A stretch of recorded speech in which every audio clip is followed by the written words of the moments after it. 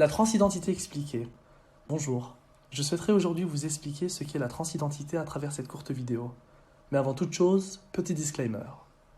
Cette vidéo a été réalisée à partir des connaissances que j'ai pu acquérir personnellement et surtout en me basant sur mon expérience personnelle pour tenter d'expliquer le sujet complexe de la transidentité.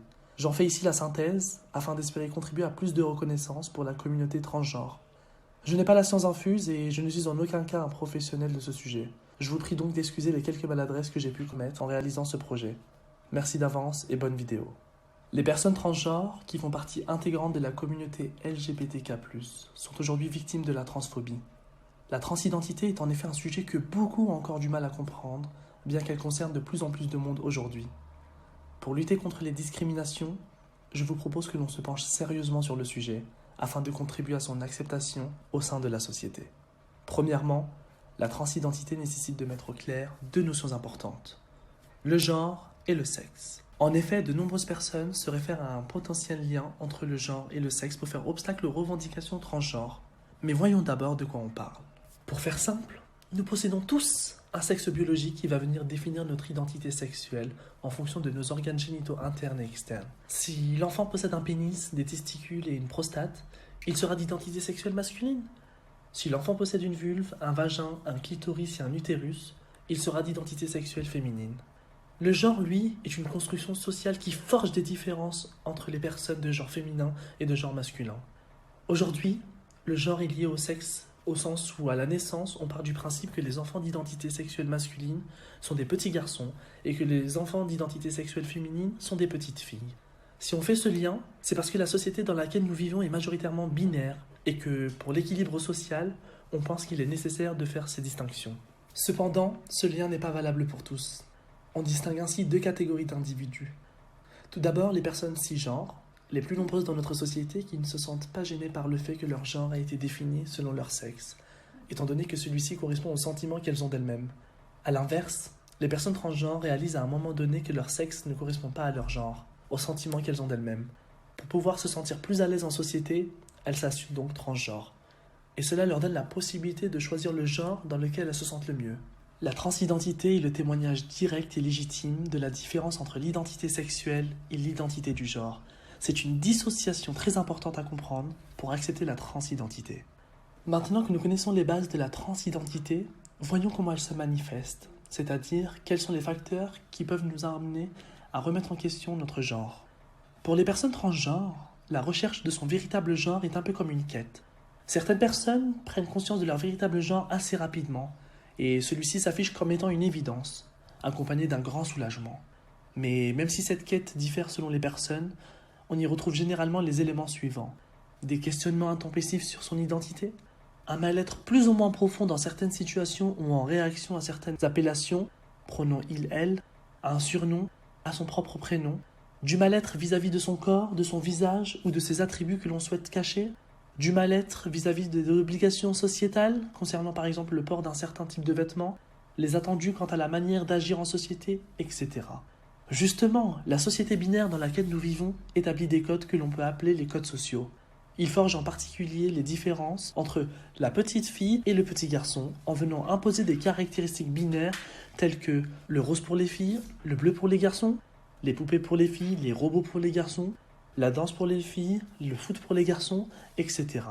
Ces critères conviennent généralement aux plus jeunes enfants, et ce jusqu'à un certain âge, car ils ne sont pas assez grands pour faire leur propre choix, et les parents vont généralement suivre ces critères, probablement car ils pensent que cela permet le bon développement de l'enfant.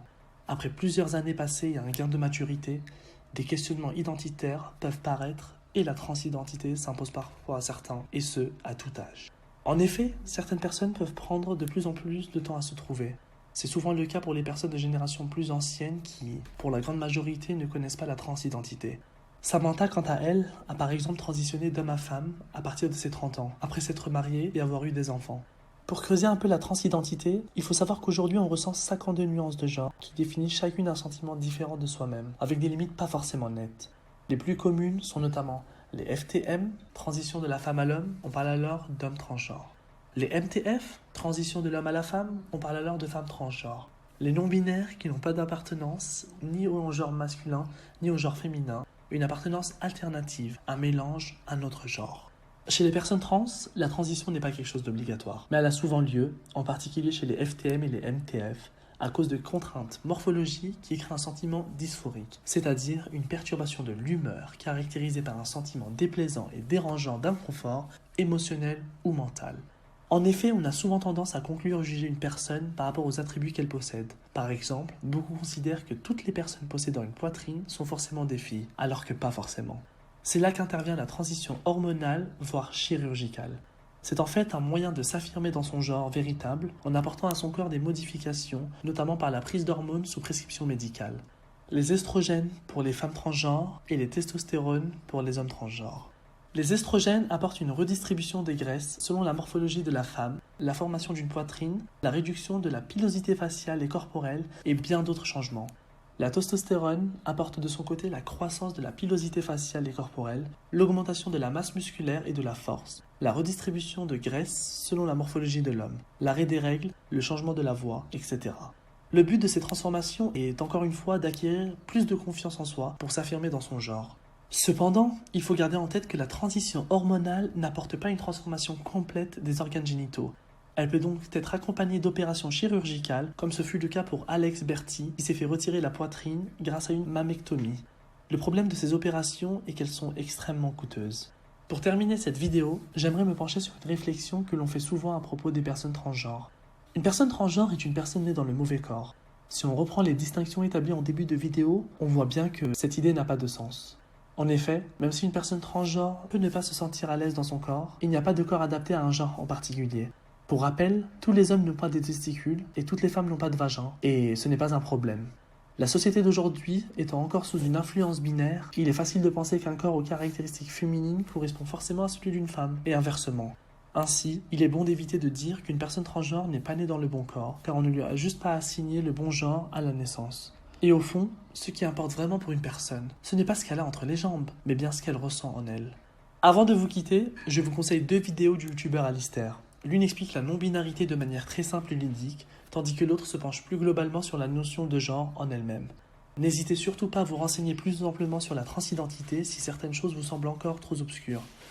Je vous remercie d'avoir visionné cette vidéo, j'espère qu'elle vous aura aidé à comprendre la transidentité.